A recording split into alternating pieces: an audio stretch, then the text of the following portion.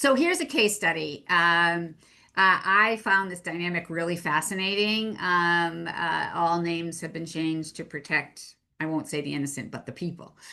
So Jared is Gen Z employee reporting to Sarah, who's a Gen X manager. And in some cases, research is tricky, right? Because it tells us what's happening in a larger body of people that may or may not translate specifically to a particular individual. So both of these people have some things that are pretty characteristic of their generation patterns, and also some things that are uniquely them. But what is interesting about them is they're very different motivationally. So, and I think this categorizes a lot of things that happen when we've got these both generational and personal motivational differences between a boss and a direct report. So Sarah thought she was giving Jared this great opportunity, putting him in a team leader role. She recognized he was smart. She liked him. And she was thinking about Jared's trajectory, quite frankly, without realizing it, through the lens of her own preferences. She likes a lot of freedom. You'll see she's kind of a little bit take no prisoners kind of person. And she assumed that she was giving Jared this great opportunity to put him in a team leader role and let him figure it out and let him lead the team in this new role and in the way that he wanted. It wasn't a classic full-on managerial role. It was a team leader role. But she thought, this was it. This is it. These are the goals. Have at it. And after several months, and by the way, not a lot of checking in, things were not going well. Jared was overwhelmed and feeling discouraged, and Sarah was disappointed and didn't understand why this didn't take off the way she thought it would. So we gave them both the IDI. And when we give people the IDI and we're going to work in pairs to really help a relationship, we give them each their feedback independently and get them to the point where they really feel comfortable with their feedback and can connect some of their actions and reactions to that. And then we bring them together. And we help them share their profiles with each other. And so there, obviously, I'm not going to go through all 17, but here are some of the things that were really material. Um, Jared, age 25, needs a lot of support. He needs structure. He needs clear direction. He also, so this receiving, he is the green. That means you like a lot of support. Entertaining. He likes socialization time. He's a little bit of a jokester. He likes to have an atmosphere that has a little bit of lightness in the work. He is not at all competitive. In fact, to the example that Maria gave, that he not only doesn't like competing, but if he can sense that there's going to be any competing, he backs way away. He doesn't right now feel he's never had a leadership position. And right now he's feeling like, I don't really know that that's going to float my boat. I sort of like better working alongside people than actually taking on any responsibility for leadership. And he happens to like a fair amount of structure. He likes things to be a little bit, have a little bit of a baseline structure to it. Sarah, on the other hand, she's very competitive, right? She likes to climb into the ring. She loves to debate. She loves a chance to said to her, "You like climbing in the ring, don't you?" She said, "I look for opportunities to climb into the ring." She's very smart. She doesn't like a lot of emotional support because she translates it as "you think I'm weak" or as interference.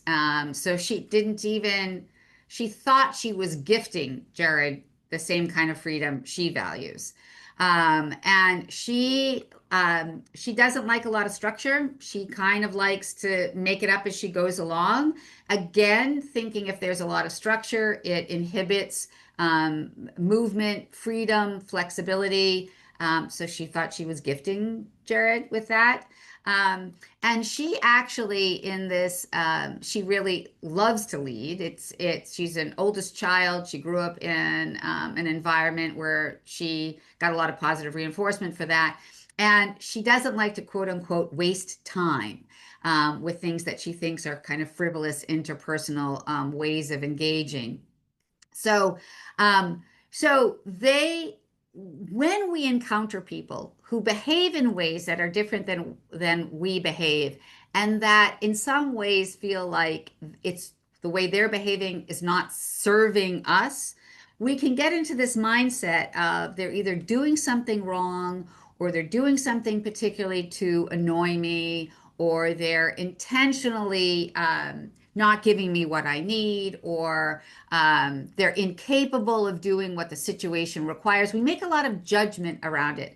And one of the things that I think really helped with Jared and Sarah is to understand, and as Maria said, we do a lot of research in association with motivation and leadership effectiveness, and there's not a lot of relationship between the two. The relationship between motivation and leadership effectiveness is much more how do you manage your motivation in relationship to what you're trying to achieve, not in particular what motivates you more or less. And so they really first, right off the ground, got a good understanding of each other. And it was like, oh, well, that explains a lot. It explains a lot about what I'm seeing and not seeing in the space. So where did we go from here?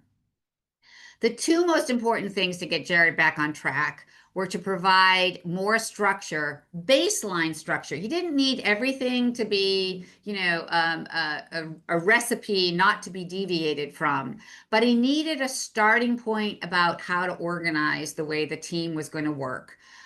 He also needed one of the things that's really true, whether you're in your 20s and certainly with Gen Z, is they need a lot of reinforcement and they need to know that they're heading in the right direction. So that he really wanted coaching from Sarah. Now, here's the thing.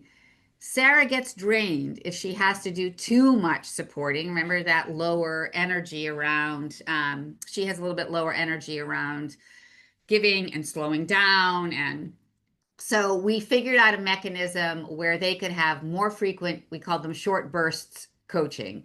And that was enough for Jared and was something that Sarah could sustain.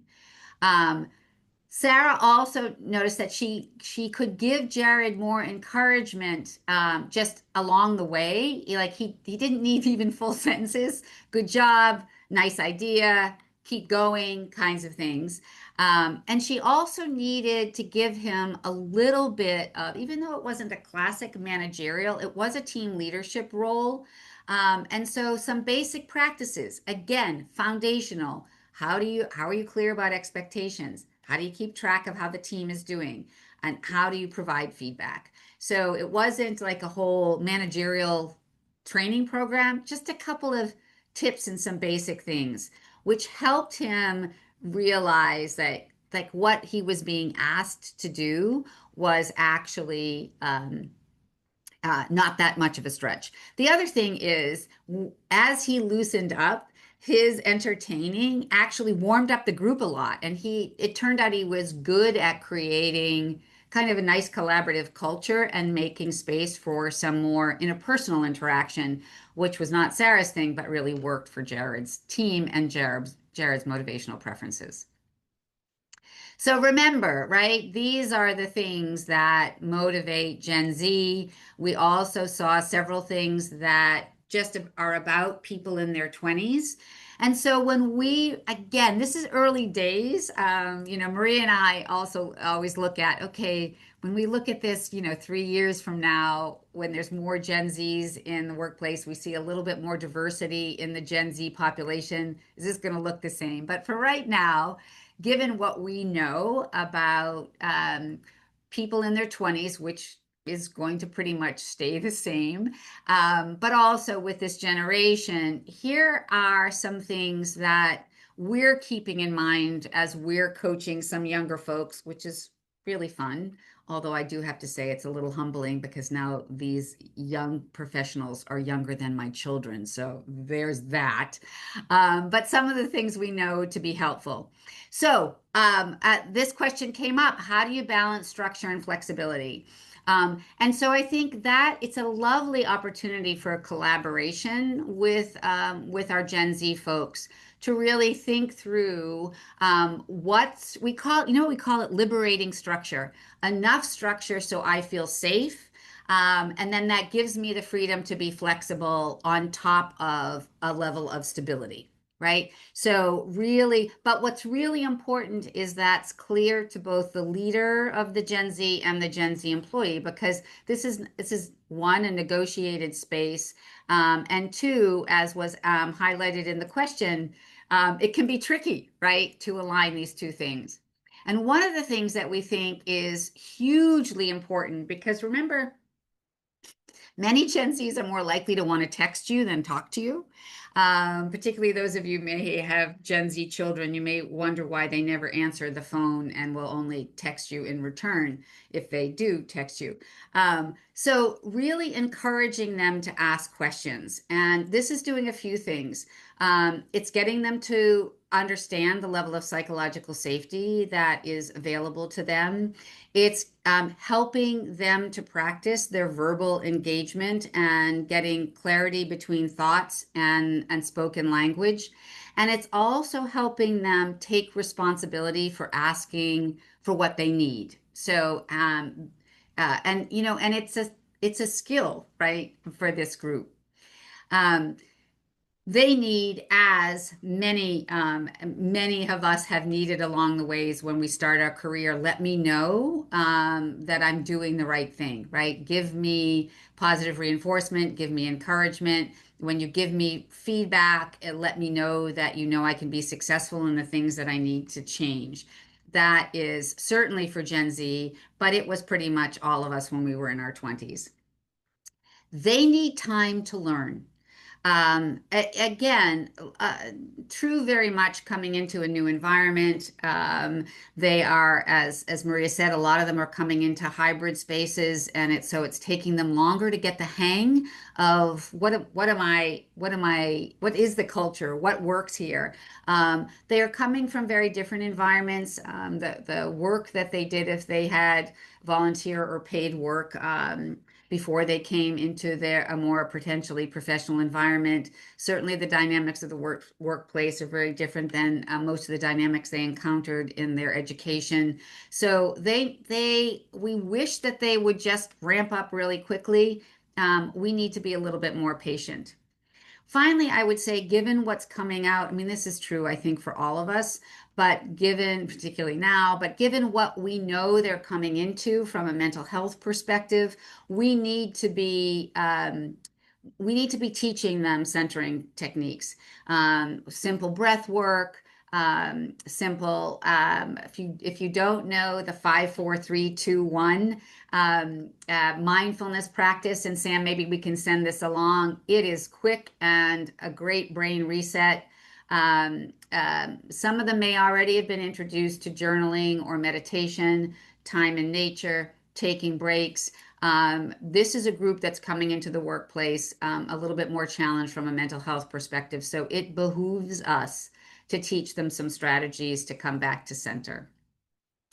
I'm sure there's many more things we could talk about in the coaching space, but we think these are some fundamental practices that will help them thrive and counterbalance some of the challenges that they're experiencing.